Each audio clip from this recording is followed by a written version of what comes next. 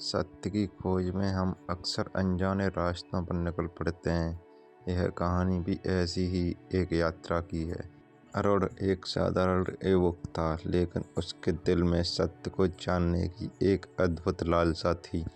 उसने सुना था कि सत्य एक पहाड़ी की चोटी पर है, जहाँ पहुँचना आसान नहीं।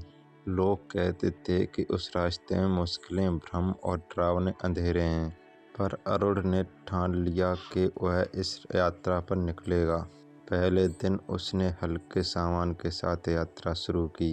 रास्ते में उसने कई लोगों से मुलाकात की। कुछ ने उसे चेतावनी दी तो कुछ ने प्रोत्साहित किया, पर हर मोड़ पर एक सवाल उसे घेरता रहा, क्या यह सही रास्ता है?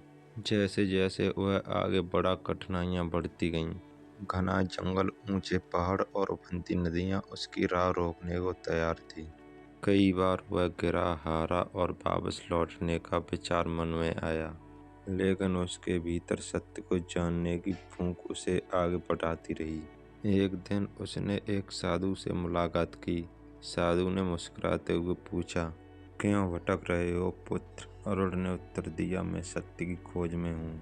साधु ने हंसते हुए कहा, सत्य वहाँ नहीं जहाँ तुम खोज रहे हो, वह तुम्हारे भीतर है, उसे बाहर मत ढूंढो। यह यात्रा तुम्हें खुद को समझने के लिए है, सत्य को पाने के लिए नहीं। अरुण को यह बात समझ नहीं आई, लेकिन उसने यात्रा जारी रखी।